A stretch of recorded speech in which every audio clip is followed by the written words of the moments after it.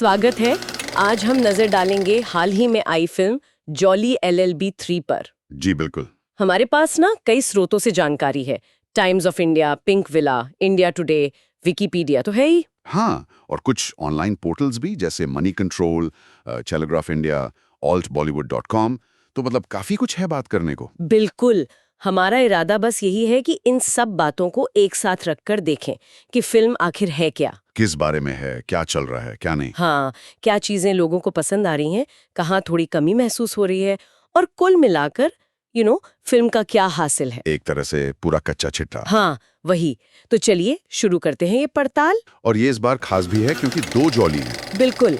अक्षय कुमार और अरशद वारसी आमने सामने, ये देखना दिलचस्प होगा। जरूर। तो पहले कुछ बिल्कुल बेसिक बातें। फिल्म के डायरेक्टर और राइटर तो वही हैं, सुभाष कपूर। हाँ, जिन्होंने पिछली फिल्में भी बनाई थी, तो एक कंटिन्यूटी तो है। शायद कहानी कहने के स्टाइल में भी वो नजर आता होगा। हो सकता है, बिल्कुल। और कास्ट की बात करें तो जैसा हमने कहा, अक्षय कुमार, अरशद वारसी अपने अपने जॉली के रोल में, लेकिन इस बार प्रतिद्वंदी बनकर। हाँ, ये इंटरेस्टिंग है। और जाहिर है सौरभ शुक्ला। जज त्रिपाठी के बिना तो जॉली LLB अधूरी है। सही कहा। और उनके साथ हुमा कुरैशी और अमृता राव भी हैं। जी, जो शायद पिछली फिल्मों से अपने किरदारों को आगे बढ़ा रहे होंगे। फिल्म की लंबाई, ये थोड़ी ध्यान देने वाली बात है। करीब 2 घंटे 37 मिनट। हाँ, ये आजकल के हिसाब से थोड़ी ज्यादा है। जहां सब कुछ क्रिस्प रखने की कोशिश होती है। बिल्कुल। और रिलीज हुई है 19 सितंबर 2025 को। तो ये तो हो गई मतलब मोटी मोटी बातें। जी। अब आते हैं कहानी के मूल पर। ये किस बारे में है? देखिए, ढांचा तो वैसा ही है, कोर्टरूम ड्रामा, कॉमेडी का तड़का। हाँ, जो पिछली फिल्मों में था। बिल्कुल। लेकिन इस बार जैसा कई रिव्यूज कह रहे हैं, times of India, pink villa, कहानी कुछ ज्यादा गंभीर सामाजिक मुद्दों को उठाती है। अच्छा। जैसे कि जैसे भूमि अधिग्रहण का मामला है, जो काफी विवादित रहता है। किसानों की आत्महत्या, जो एक बहुत दुखद सच्चाई है। ओह। फिर कॉर्पोरेट जगत की ताकत, और कभी-कभी सिस्टम की अपनी मजबूरियां या विफलताएं। मतलब काफी सारे लेयर्स हैं इस बार। हाँ, एक जटिल सा ताना बाना बुना गया है इन मुद्दों के इर्द गिर्द। और इन सब गंभीर बातों के बीच कहानी को चलाते हैं 2 जॉली। बिल्कुल, अक्षय कुमार और अरशद वारसी। हाँ। उनका टकराव, उनकी बहसें हैं। हाँ, और शायद उनकी अपनी जर्नी भी होगी कि वो क्यों लड़ रहे हैं केस। हाँ, सही कहा। और ये देखना वाकई दिलचस्प है कि 2 अलग एक्टर एक ही टाइप के रोल को कैसे निभाते हैं, वो भी एक दूसरे के सामने। बिल्कुल। तो एक्टिंग पर आते हैं, क्योंकि इसकी तारीफ तो बहुत हो रही है। हाँ, लगभग सभी जगह। और सबसे ज्यादा तारीफ मिल रही है सौरभ शुक्ला को, जज त्रिपाठी। ओ हाँ, उन्हें तो सीन स्टीलर कहा जा रहा है ना। बिल्कुल, मनी कंट्रोल, इंडिया टुडे, सब यही कह रहे हैं। ऐसा लगता है वो सिर्फ जज नहीं है, बल्कि कहानी के एक तरह से एंकर हैं। उनके अभिनय में वो गर्मजोशी, वो विट, वो बारीकी स्क्रीन पर अलग ही चमकता है। सही बात है। लेकिन सिर्फ वो ही नहीं, दोनों लीड्स की भी तारीफ है, अक्षय कुमार और अरशद वारसी। हाँ, उनकी केमिस्ट्री, कॉमिक टाइमिंग, वो कोर्टरूम वाली नोकझोंक, उसको सराहा गया है। Times of India, pink villa, दोनों इस बात पर सहमत हैं कि उनके बीच एक अच्छी प्रतिद्वंदिता दिखती है। लेकिन कुछ रिव्यूज में ये भी है, जैसे पिंक विला ने शायद मेंशन किया कि क्लाइमैक्स में अक्षय कुमार को ज्यादा जोरदार सीन मिले हैं। अच्छा, मतलब इमोशनल या ड्रामेटिक मोमेंट शायद। हाँ, कुछ वैसा ही, ज्यादा स्क्रीन टाइम या ज्यादा पावरफुल डायलॉग्स। पर उसके बावजूद अरशद वारसी के काम की भी उतनी तारीफ है। ऐसा नहीं कि वो कहीं हल्के पड़े हैं। अच्छा, ये अच्छी बात है। हाँ, उन्होंने अपने किरदार को पकड़े रखा है। उनका वो सधा हुआ अंदाज, वो बैलेंस बनाता है। मतलब दोनों स्थापित एक्टर्स को बराबर का मैदान दिया गया है, जो अच्छी बात है। जी। एक्टिंग के अलावा एक और बात जो बार बार आ रही है, वो है ह्यूमर और सोशल मैसेज का बैलेंस। हाँ, ये एक बड़ा चैलेंज होता है ऐसी फिल्मों में कि एक तरफ तो भूमि अधिग्रहण, किसानों की आत्महत्या जैसे भारी विषय, और दूसरी तरफ कॉमेडी भी रखनी है। बिल्कुल। और times of India, pink villa दोनों कह रहे हैं कि फिल्म ना उपदेश नहीं देती, मतलब प्रीची नहीं होती। हाँ, वो मुद्दे कहानी में ऑर्गेनिकली बुने हुए लगते हैं, थोपे हुए नहीं। ये तो मुश्किल काम है। बहुत मुश्किल। अक्सर या तो कॉमेडी मुद्दे को हल्का कर देती है, या मुद्दा कॉमेडी को खत्म कर देता है। सही कहा। पर यहाँ लगता है कि डायरेक्टर सुभाष कपूर ने ये बैलेंस काफी हद तक साध लिया है। अच्छा। ह्यूमर शायद सिस्टम पे सटायर करने या टेंशन कम करने के लिए इस्तेमाल हुआ है, सिर्फ हंसाने के लिए नहीं। और डायलॉग्स, कोर्टरूम सीन्स, वो कैसे हैं? क्योंकि वो तो जॉली LLB की जान होते हैं। हाँ, उनका भी जिक्र है। India today, times of India लेखन की तारीफ कर रहे हैं, खासकर कोर्टरूम सीन्स और क्लाइमैक्स के भाषणों की। अच्छा। कह रहे हैं कि डायलॉग्स तीखे हैं, कटाक्ष है उनमें और इमोशनली भी कनेक्ट करते हैं। ये तो अच्छी बात है। पिछली फिल्मों की तरह कोई यादगार लाइन है या नहीं, ये बताया है? इतना डिटेल में तो नहीं, पर उनकी ओवरऑल इम्पैक्ट की बात की गई है। और हाँ, एक और इमोशनल पिलर है फिल्म का, सीमा बिस्वास का किरदार। ओहो, सीमा बिस्वास, वो किस रोल में है? पिंक विला के अनुसार वो एक विधवा बनी है, जानकी राजाराम सोलंकी, जिनकी जमीन का मामला शायद कोर्ट में है, और पति किसान आत्महत्या का शिकार। ओ, ये तो काफी इंटेंस किरदार होगा। हाँ, और उनके अभिनय को बहुत पावरफुल बताया गया है, शांत लेकिन अंदर तक असर करने वाला। वो सिर्फ एक विक्टिम नहीं बल्कि आम आदमी के संघर्ष का प्रतीक बन जाती हैं। उनकी वजह से कहानी को एक वजन मिलता है। सही। तो ये तो हुई फिल्म की ताकतें।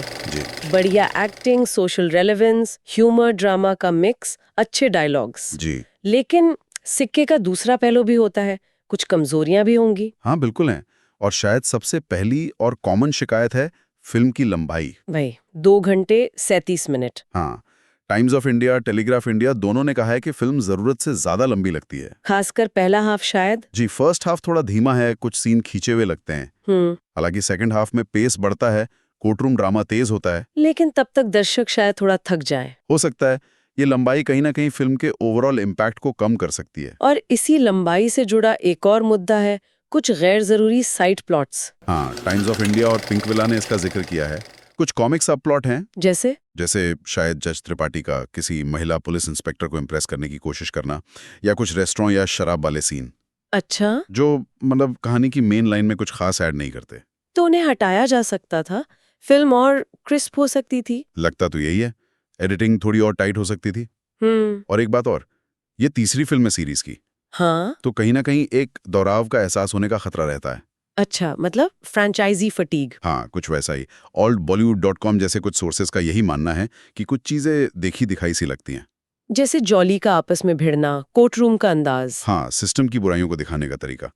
कुछ लोगों को लगा कि सटायर उतना शार्प नहीं है जितना पहली फिल्म में था। ये हो सकता है। किरदारों के मामले में भी कुछ बातें हैं। एक्टिंग तो अच्छी बताई, पर किरदारों का लिखा जाना कैसा है? देखिए, मेन किरदारों और सीमा बिस्वास के किरदार की तो तारीफ है, लेकिन विलन। हाँ, विलन कौन है? कोई उद्योगपति है, हरी भाई खेतान। इंडिया टुडे के मुताबिक उसे ज्यादा डेवलप नहीं किया गया है। मतलब बस एक बुरा आदमी है। हाँ, उसकी मोटिवेशन वगैरह नहीं दिखाई हाँ, देती। बस एक फ्लैट सा विलन बन के रह जाता है। एक स्ट्रॉन्ग विलन होता तो कहानी और मजेदार हो सकती थी। सही बात है। और इसी तरह altbollywood.com कहता है कि सीमा बिस्वास के अलावा बाकी महिला किरदार, हुमा कुरैशी, अमृता राव, उनके पास करने को ज्यादा कुछ नहीं है। हाँ, उनके किरदार कहानी के साइडलाइन पर रहते हैं, ठीक से विकसित नहीं हो पाते। ये तो खैर कई फिल्मों में होता है। जी। एक और पॉइंट था शायद क्लाइमैक्स को लेकर। हाँ, क्लाइमैक्स का ट्रीटमेंट। टेलीग्राफ इंडिया जैसे कुछ स्रोत कह रहे हैं कि अंत में मेलोड्रामा थोड़ा ज्यादा हो गया है। मतलब लंबे इमोशनल भाषण, नाटकीय घटनाक्रम। जी हाँ, अब ये कुछ लोगों को पसंद आ सकता है जो हाई इमोशंस पसंद करते हैं। लेकिन जो लोग कहानी में थोड़ी सटलिटी या रियलिज्म ढूंढते हैं, उन्हें ये शायद ओवर द टॉप लगे, भारी लगे। हाँ, थोड़ा अतिरंजित। तो मतलब ये व्यक्तिगत पसंद पर निर्भर करेगा। बिल्कुल, लेकिन रिव्यूज से लगता है कि फिल्म क्लाइमैक्स में इमोशंस पर काफी जोर देती है। अच्छा, तो इन सब बातों को समेटे अगर, तो क्या नतीजा निकलता है? ओवरऑल क्या तस्वीर बनती है? देखिए, निचोड़ यही है कि जॉली LLB 3 एक देखने लायक फिल्म है, खासकर अगर पहली 2 पसंद आई हो। हाँ बिल्कुल।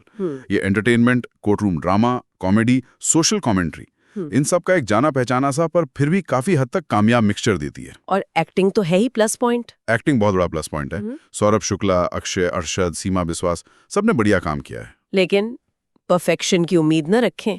हाँ, ये भी साफ है कि फिल्म परफेक्ट नहीं है। लंबाई एक मुद्दा है, कहानी कहीं कहीं धीमी है, कुछ सबप्लॉट गैर जरूरी हैं, कुछ किरदार और बेहतर लिखे जा सकते थे, और थोड़ा दोहराव का एहसास भी। जी। तो अगर कोई बिल्कुल फ्रेश, एकदम टाइट और अप्रत्याशित कहानी की उम्मीद कर रहा है तो शायद थोड़ी निराशा हो सकती है। पर अगर कोई एक मनोरंजक कोर्टरूम ड्रामा चाहता है, अच्छे अभिनय के साथ और कुछ सोचने पर मजबूर करने वाले मुद्दों के साथ, तो ये फिल्म निराश नहीं करेगी। हाँ, इसका इमोशनल कनेक्ट, ह्यूमर और मुद्दों को उठाने की कोशिश इसे एक ठीक-ठाक अनुभव बनाते हैं, भले ही कुछ कमियों के साथ। तो अगर समराइज करें, ताकतें हैं दमदार अभिनय, खासकर शुक्ला, कुमार, वारसी, बिस्वास जी, ह्यूमर और गंभीर मुद्दों का बैलेंस साधने की कोशिश, हाँ, और कोर्टरूम के दमदार सीन और डायलॉग्स, बिल्कुल, और कमजोरियां हैं ज्यादा लंबाई, धीमी गति, दोहराव का फील और कुछ सपोर्टिंग कैरेक्टर्स जैसे विलन और महिला किरदारों का कमजोर लिखा जाना। सही कहा, एकदम सही सारांश है। और ये सब ना एक दिलचस्प सवाल पर लाकर छोड़ता है। हाँ बिल्कुल, कि ऐसी फिल्में जो एंटरटेनमेंट के साथ सोशल मैसेज देने का दावा करती हैं, वो असल में समाज में उन मुद्दों पर कितनी सार्थक बातचीत शुरू कर पाती हैं। खासकर जब वो जॉली एलएलबी जैसी पॉपुलर फ्रेंचाइजी का हिस्सा हो। हाँ, क्या दर्शक सिर्फ मनोरंजन लेकर घर जाते हैं या वाकई सिस्टम, न्याय, कॉर्पोरेट पावर, इन सब पर सोचते हैं? कहीं ऐसा तो नहीं कि फॉर्मूला ही हावी हो जाता है संदेश पर? यही सोचने वाली बात है। इस पर विचार किया जा सकता है। और इसी विचार के साथ मुझे लगता है आज की ये चर्चा हम यहीं समाप्त करते हैं। जी। उम्मीद है जॉली एलएलबी 3 के अलग अलग पहलुओं पर हुई इस बातचीत से सब सुनने वालों को एक बैलेंस्ड नजरिया मिला होगा। अगर आपको ये वीडियो पसंद आई है तो इसे ज़रूर लाइक करें, कमेंट सेक्शन में अपना ओपिनियन बताएं और चैनल को ज़रूर सब्सक्राइब करें। मिलते हैं अगली वीडियो में, तब तक के लिए नमस्कार।